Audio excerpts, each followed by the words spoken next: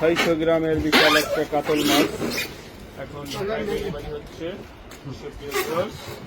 আপনারা যারা কাতল মাছ কিনতে চান চান্দমুল্লার সাথে যোগাযোগ করতে পারেন।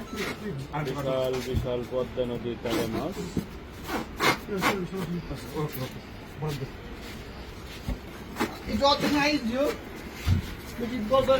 আইস দিব না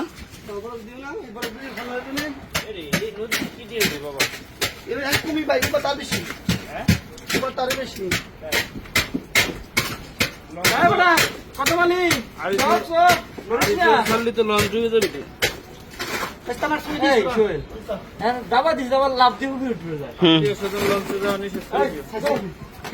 ঠিক আছে টাকা মজুরি কর না